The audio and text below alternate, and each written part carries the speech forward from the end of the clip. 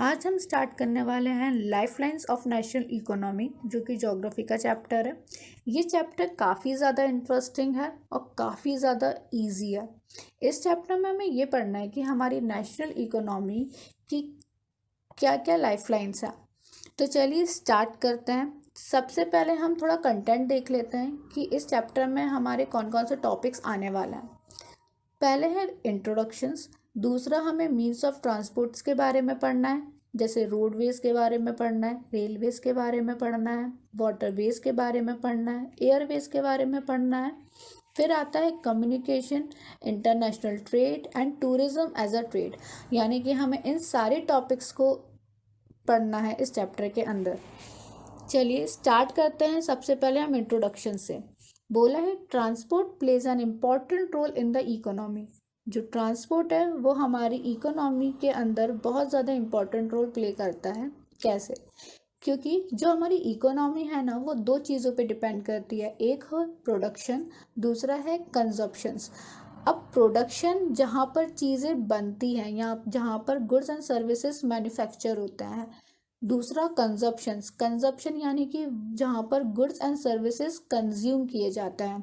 मान लो आप कंज्यूमर हो, ठीक है, आप गुड्स एंड सर्विसेज को कंज्यूम करोगे। अभी आप डिमांड लोकेशन पर हो, यानी कि डिमांड करोगे।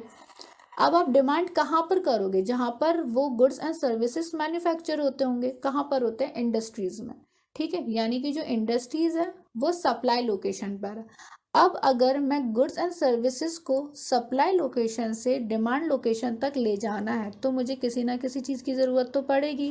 और वो ज़रूरत क्या होगी? वो होगी ट्रांसपोर्टेशंस, ठीक है। यानी कि मैं बिना ट्रांसपोर्टेशन से एक जगह से दूसरी जगह कोई भी सामान नहीं ले जा सकती, ठीक है। दूसरा पॉइंट बोल रहा है because of transport raw material reach the factory and the finish goods reach to their consumer.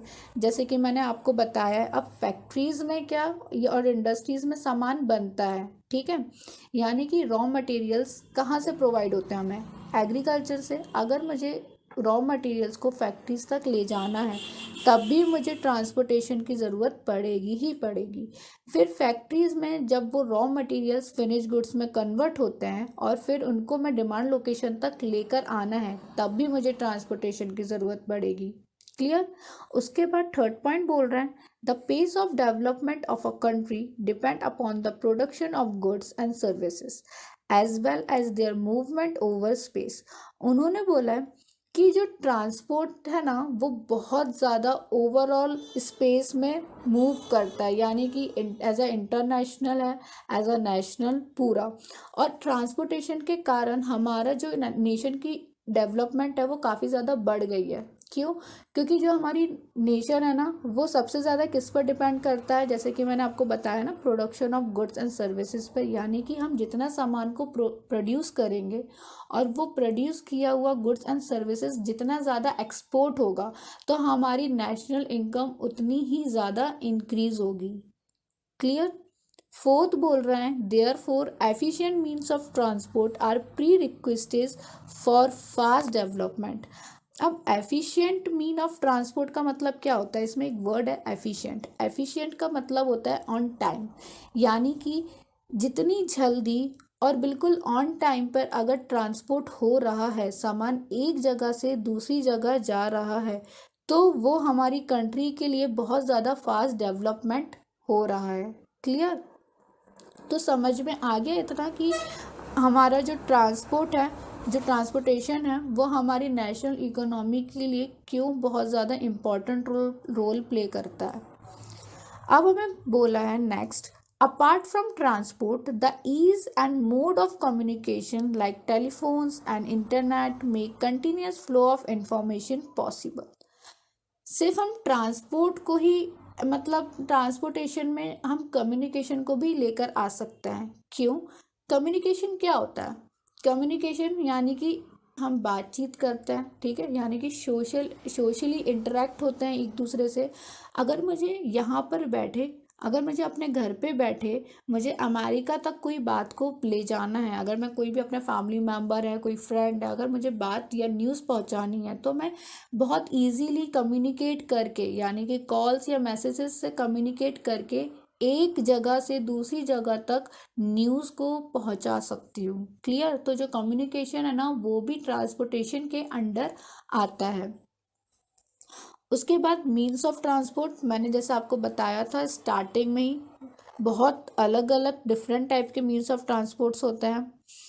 उसके बाद बोला है today India is well linked with the rest of the world despite it vast size, diversity and linguistic and social cultural polarity.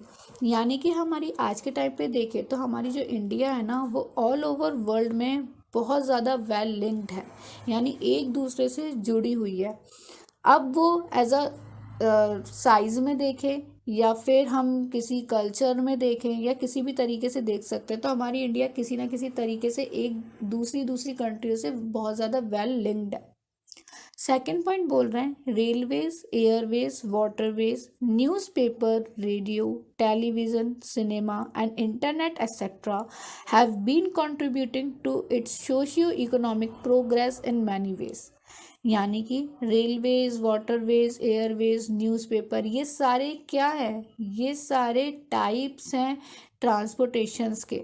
तो बोला है कि जो ये इतने सारे इन्होंने टाइप्स के नाम बोला है ना, रेलवेज, वाटरवेज, एयरवेज, तो इन्होंने बहुत ज़्यादा अपने आप को कंट्रीब्यूट किया है हमारी सोशल इकोनॉमी में। ठीक है। थर्ड पॉइंट बोल रहे हैं the traders from location to international level have added to the strength of its economy. अब ट्रेडर्स होते कौन है? ट्रेडर्स वो होते हैं जो सप्लाई लोकेशन से डिमांड लोकेशन तक गुड्स एंड सर्विसेज को ले जाते हैं। अब अगर मैं बात करूं ट्रांसपोर्टेशन की, तो ट्रांसपोर्टेशन सिर्फ हमारे इंडिया के अंदर ही नहीं होता है, हमारे इंडिया के बाहर भी होता है। ठीक है, यानी कि हमारे इंडिया में बना हुआ सामान हम उसको बाहर एक्सपोर्ट भी करते हैं। तो उन्होंने बोला है जो ट्रेडर्स होते हैं जो इंडिया से, यानी कि हमारे नेशन से इंटरनेशनल लेवल तक सामान को पहुंचवाते हैं, तो ये चीज़ भी काफ़ी स्ट्रेंथ देती है हमारी इकोनॉमी में। कैसे? कि अगर हमने जितना ज़्यादा एक्सपोर्ट किया तो उतनी ही ज़्यादा हमारे नेशनल इनकम बढ़ेगी। ठीक है।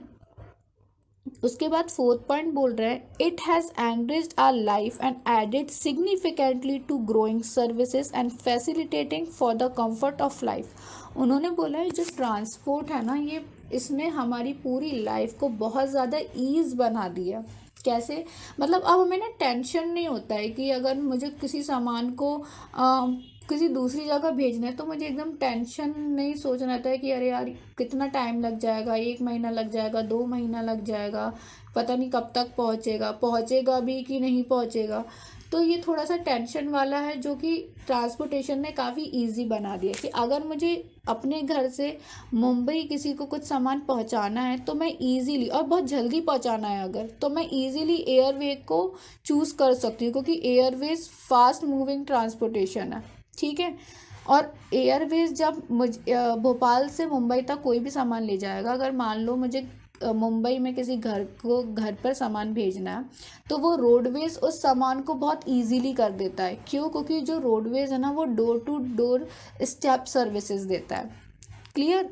तो हमारी जो लाइफ है ना वो बहुत ज़्यादा कंफर्ट हो गई है कि मुझे इजीली अगर किसी फ्रेंड को भी कुछ मैसेज देना है या मेरे किसी फैमिली मेम्बर को मैसेज देना है तो मैं कम्युनिकेशन के थ्रू बहुत इजीली मैसेज को पहुंचा सकती हूँ। क्लियर? उसके बाद बोला है means of transports. Means of transport में 3 टाइप्स आती हैं, लैंड, वाटर, एयर। लैंड में हमको पढ़ना है roadways, railways and pipelines. Water में हमको पढ़ना है इनलैंड और सोवरईज। एयर में पढ़ना है डोमेस्टिक एयरवेज और इंटरनेशनल एयरवेज। अब डोमेस्टिक एयरवेज में एक पब्लिक अंडरटेकिंग होती है और एक प्राइवेट एयरलाइन होती है।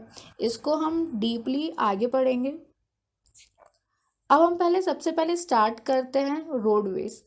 रोडवेज में बोला है India has one of the largest road network in the world aggregating about 2.3 million kilometre at present. उन्होंने बोला हमारे इंडिया में ये हमारे इंडिया में जो रोडवेज है ना वो बहुत ज़्यादा, मतलब बहुत ज़्यादा कहीं ना कहीं लिंक्ड है, यानी कि बहुत पूरे वर्ल्ड में देखा जाए तो लार्जेस्ट रोड नेटवर्क हमारे इंडिया में ही पाए जाते हैं, about 2.3 million kilometre at present.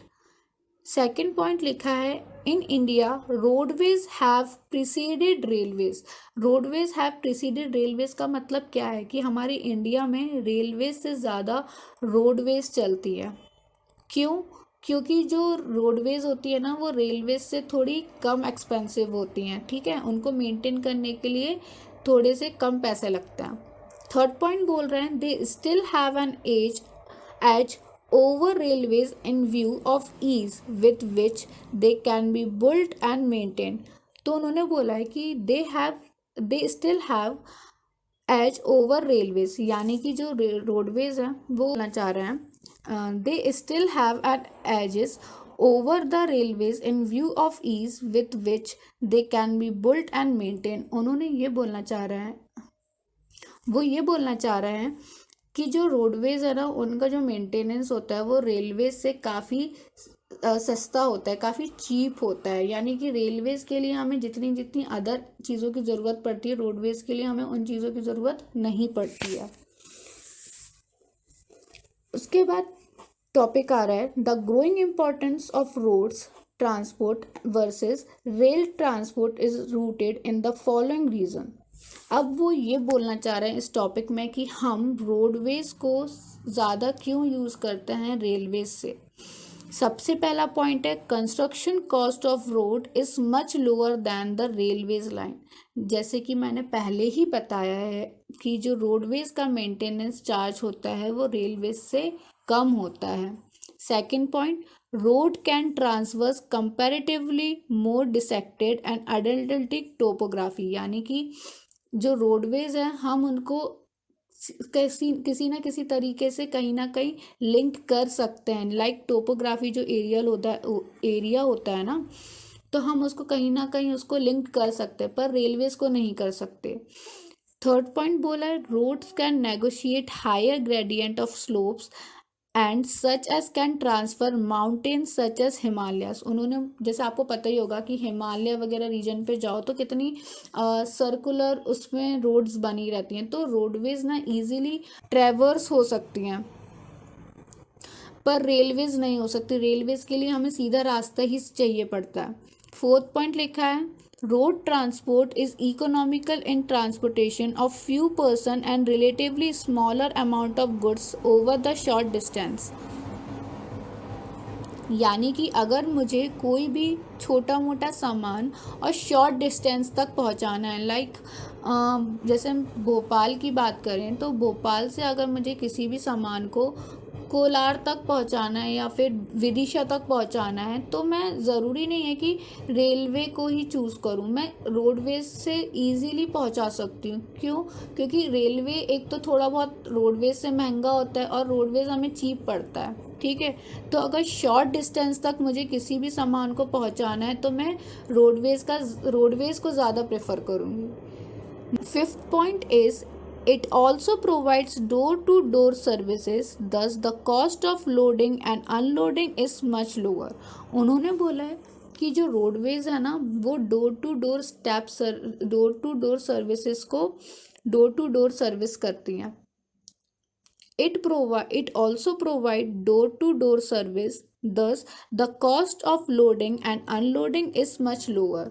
यानी कि जो रोडवेज हैं वो door to door service provide करती हैं, यानी कि बिल्कुल घर के पास आकर सामान को दे सकते हैं। हम लोग ऑनलाइन शॉपिंग्स करते हैं तो जो डिलीवरी बॉयज़ होते हैं वो हमारे घर पर आकर सामान दे रहे हैं, तो वो किसके थ्रू दे रहे हैं? रोडवे के थ्रू दे रहे हैं। तो रोडवे रेलवे से काफ़ी ज़्यादा इजी पड़ती है और काफ़ी चीप होती है। Sixth point, road transport is also use as a feeder to other mode of transport as such as they provide a link between railway station, airs and seaports।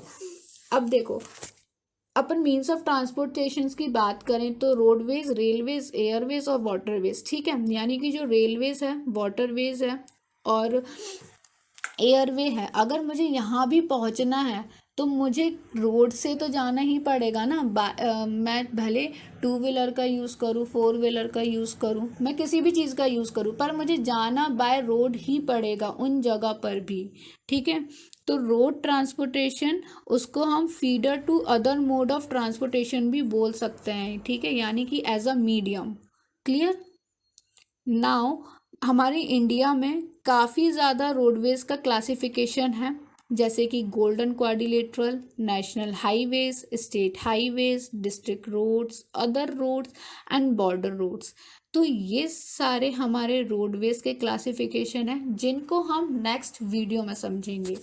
I hope, thank you so much कि आपने इस video को and तक देखा है, और I hope कि आपको ये पूरी वीडियो समझ में आ गई होगी। अब हम नेक्स्ट वीडियो में क्लासिफिकेशन ऑफ रोड स्टार्ट करेंगे। So thank you so much for watching the video.